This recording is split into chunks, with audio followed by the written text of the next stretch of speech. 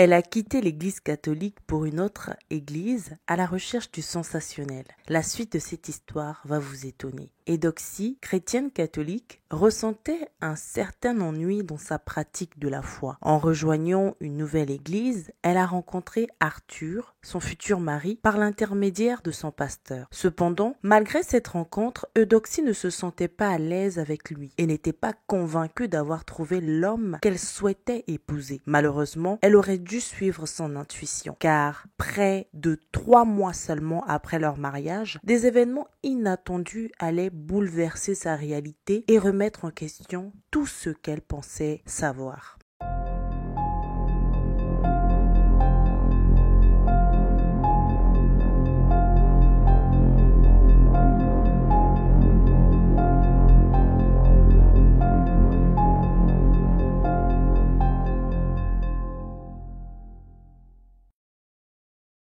Bonjour à tous, j'espère que vous allez bien en cette nouvelle année 2025. Meilleurs vœux, santé, prospérité et surtout que les plans du Seigneur s'alignent et s'accrochent à votre vie. Je suis ravie de vous retrouver aujourd'hui pour une nouvelle vidéo entre mensonges, séquestration, occultisme et, je l'espère, repentance. Mais je ne vous en dis pas plus, je vous propose de découvrir ensemble tous les détails de cette triste histoire. Eudoxie, une jeune fille chrétienne, a grandi dans une famille très pratiquante. Depuis qu'elle est petite, la religion fait partie intégrante de sa vie. Chaque dimanche, elle se rend à l'église avec sa famille, où ils chantent et prient ensemble. Ils participent aussi à des activités à la paroisse comme les groupes pour les jeunes et les œuvres caritatives. Ses parents lui ont toujours enseigné l'importance des valeurs chrétiennes telles que l'amour, la compassion et le pardon. De plus, elle a choisi de se préserver jusqu'à son mariage. À 22 ans, alors qu'elle dîne dans un restaurant avec sa sœur, un jeune homme va s'approcher d'elle et va lui tendre un prospectus et l'inviter à une veillée de prière organisée dans une église. Sa sœur et elle, ayant soif de prière, vont accepter l'invitation et se rendre à l'événement le vendredi suivant. L'atmosphère de cette veillée est décrite comme incroyable. C'est à cette occasion qu'elle rencontre son pasteur actuel, Bishop Jean de Dieu. Par la suite, elle décide de quitter alors l'église catholique pour rejoindre cette nouvelle église et au fil du temps, elle devient le bras droit du pasteur. Un jour, le pasteur appelle Eudoxie pour lui parler d'une vision qu'il a eue à son sujet. Il lui explique qu'il l'a vue avec un homme riche, un homme de prière fervent, ayant une foi qui pourrait lui convenir. Il lui dit que cet homme a besoin d'une femme de prière également pour le soutenir dans son ministère. Eudoxie, sans hésiter, accepte l'idée, sachant qu'elle est en face de son pasteur, qui est aussi son père spirituel. Cependant, lorsqu'elle rencontre le futur mari présenté par le pasteur, elle ne se sent pas tout en affinité avec lui. Elle dit qu'elle ne sentait pas le monsieur. Elle n'était pas très à l'aise en compagnie de ce dernier. C'est après 6 mois d'insistance de la part du pasteur qu'Eudoxie, par reconnaissance envers son pasteur, va accepter d'épouser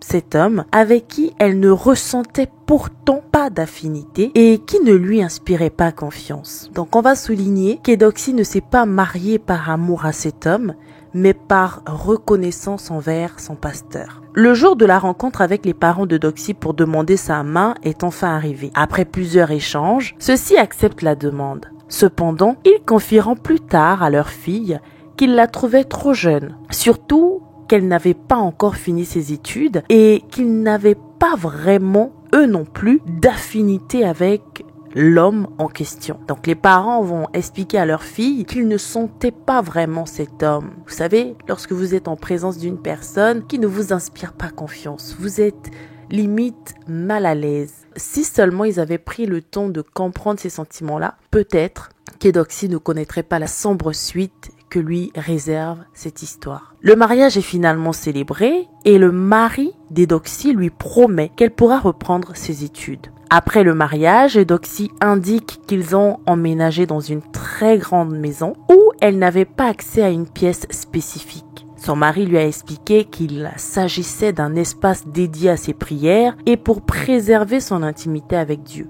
Personne n'était donc autorisé à entrer dans cette pièce interdite. Eudoxie reçoit néanmoins de nombreux vêtements, sacs et chaussures de la part de son mari. Cependant, celui-ci est souvent absent en raison de ses fréquents voyages.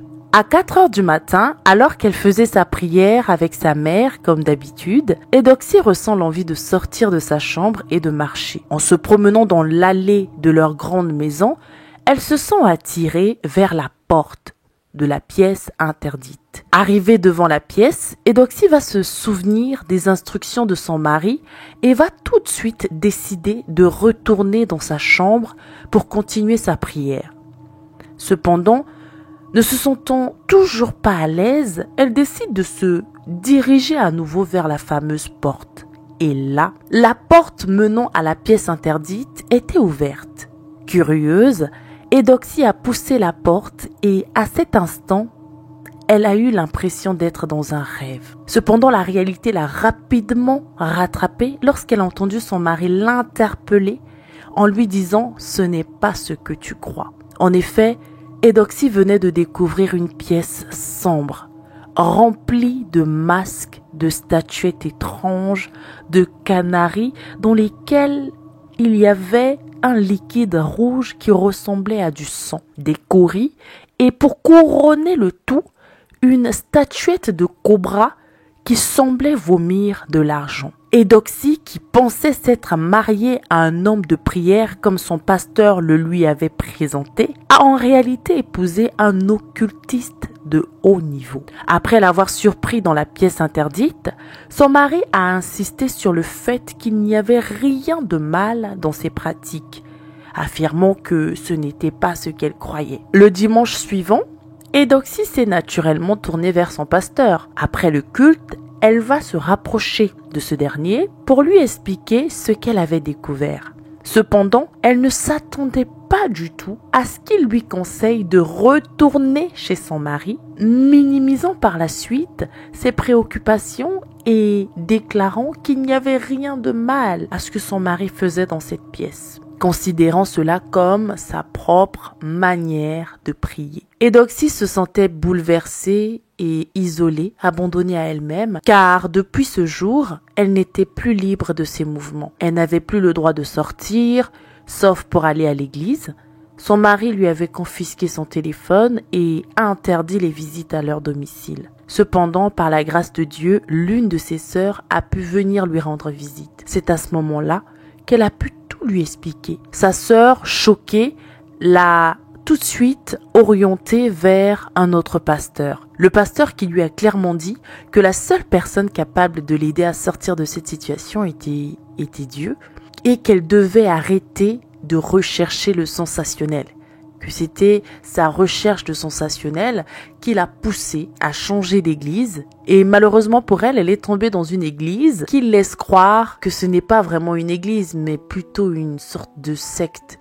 Parce que je ne comprends pas comment un pasteur peut confier une de ses brebis à un loup en fait. Je comprends pas. Je soupçonne le fait que cet homme soit en complicité en fait avec l'époux de cette dernière. Bref, elle avait juste confié en fait que son pasteur n'était pas ainsi en fait dès le départ, mais qu'effectivement il a changé au fil du temps. Et depuis qu'elle s'est confiée à lui, ce dernier l'ignore. À ce jour, nous n'avons pas de nouvelles d'Eudoxie, nous ne savons pas si elle est toujours en vie, si elle est mariée à cet homme, si elle est toujours chrétienne ou si elle a basculé de l'autre côté. C'est assez triste, n'est-ce pas, de finir cette histoire comme ça, mais voilà, pour les personnes qui seront touchées par son histoire, je vous prie d'intercéder pour elle, où qu'elle soit en tout cas, que le Seigneur lui vienne en aide et qu'il se révèle à elle et qu'il la sauve. Je pense qu'on ne peut pas vraiment condamner cette fille parce qu'elle avait juste soif de Dieu. Combien d'entre nous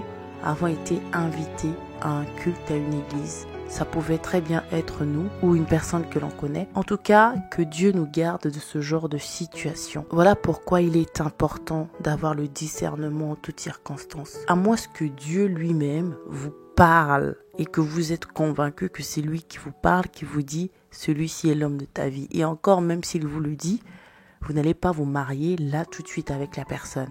Il y aura toujours un cheminement, il y aura une préparation. Et vous serez convaincu dans votre cœur que c'est la bonne personne. Si seulement elle avait suivi son intuition et qu'elle avait pris le temps de prier et de demander vraiment à être convaincue par l'esprit avant de se lancer dans ce mariage, je pense qu'elle n'allait pas se retrouver dans ce genre de situation. Le Seigneur parle tantôt d'une manière, tantôt d'une autre. Il peut vous parler au travers de vos songes, au travers d'une personne, d'un prophète, d'un verset biblique. Il peut également vous parler par votre intuition. Vous pouvez être face à une situation, dans une circonstance dans laquelle vous ne vous sentez pas à l'aise. Vous n'êtes pas convaincu d'une chose. Et le fait même de ne pas être convaincu d'une chose doit vous interpeller. Tu dois te dire, je suis pas convaincu de cette rencontre, je suis pas convaincu de ce projet. Tu sais quoi? Je vais prendre du temps pour prier. Effectivement, Eudoxie dit qu'elle a pris le temps pour prier, mais elle a prié avec qui? Si elle a prié avec le pasteur, je peux me permettre de dire que c'était assez biaisé en fait. Prenons toujours le temps de nous retirer tout seul et de prier Dieu. Je crois qu'on a perdu cette volonté-là, ce désir-là de chercher Dieu dans le secret. On aimerait prier à l'église, oui, mais prier également seul à la maison aussi pourrait beaucoup nous aider. Tu sais quoi, Seigneur? Si tu parles à ces personnes-là, tu peux également me parler. J'aimerais que tu me parles de manière claire. Je vais prendre un temps de prière. Je vais prendre 3 jours. Je vais prendre 1 semaine. En tout cas, je vais prendre le temps qu'il me faut. Et je veux que tu me parles. De la même manière que tu as parlé à mon père spirituel, à mon pasteur, s'il te plaît, parle-moi. Ce n'est pas que je ne crois pas, mais j'aimerais pouvoir t'écouter me parler. Tu es mon créateur, je suis ta créature. Tu es mon père, je suis ta fille, je suis ton fils. Si tu peux parler à X, c'est que tu peux également me parler. S'il te plaît, parle-moi, afin que moi aussi je grandisse. Cela va aussi fortifier ma foi et va m'aider à grandir dans ma foi. Lorsque vous prenez ce moment-là et que vous prenez ce moment au sérieux et que vous êtes prêt à écouter ce que Dieu a à vous dire. Vous ne rentrez pas dans la prière pour dire « Seigneur, je m'attends à ce que tu me dises un oui, je m'attends à ce que tu me dises un non ». Vous rentrez juste dans ce temps-là pour dire « Seigneur, je m'attends à ce que tu me parles et aide-moi à accepter ta volonté ». Lorsque vous rentrez dans la présence de Dieu comme ça, en fait, Dieu est tellement bon qu'il va voir votre volonté, qu'il va vous parler clairement, qu'il va vous révéler des choses et vous éviter de tomber en fait dans des pièges du diable. En tout cas, j'espère que cette histoire vous a plu. Nous allons publier une autre histoire le mercredi. Si vous avez aimé mon travail, likez, commentez, partagez et je vous dis à très bientôt. Prions sans cesse.